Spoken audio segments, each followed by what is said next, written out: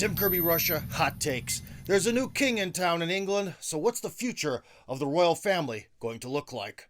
Now, first, before I get into that, I just want to mention that in Russia, the reaction to the Queen's death was mostly of a negative sort.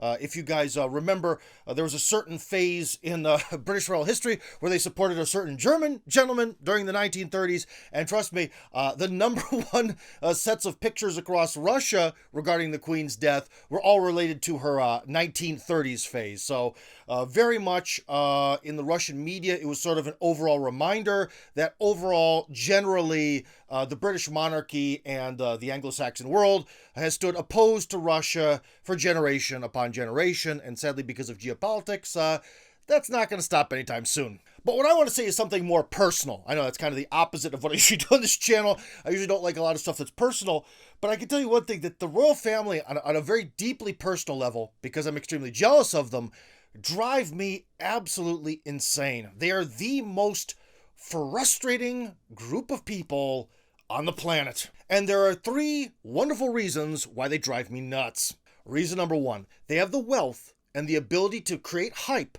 like no one on earth practically. They could use that to do anything. Absolutely anything. Make any dream come true. Any mega project, anything. And yet, they do nothing with it. They have all these opportunities, which is someone like me, I dream of. You know, guys, I created a semi-successful miniature war game here in Russia, but it really suffered from a lack of funding. I did a crowdfunding campaign, got some money, but it needed the hype, it needed the advertising, it needed to go from this sort of like homemade game to like factory-made games thing, so it made money, but it didn't go anywhere. Imagine what I could do with their amount of hype and resources to create anything, a game, a new type of automobile, who knows, anything, a construction project. There's so much that you could do for society, and yet they don't do anything. I mean, yeah, like Diana had this project to stop people from using landmines. It was completely ineffective, but at least she tried something, so maybe she's the exception. But overall, they just have they have this infinitely massive canvas with an infinite amount of paints, an infinite amount of energy, an infinite amount of artists to make it happen. And yet the canvas remains blank. I hate you guys.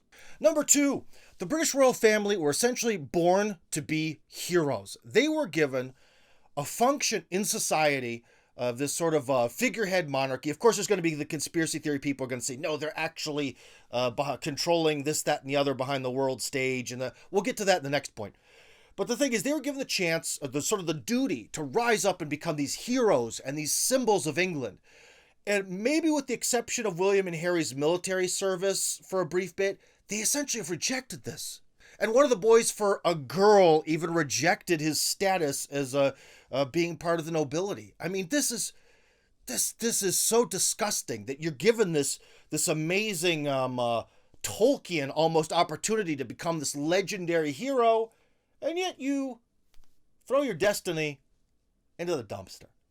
England, like any country, civilization, needs its heroes. And these people had the pathway to being a hero, just rolled the red carpet. All you gotta do is walk to the end of the red carpet. And nope, they don't want to.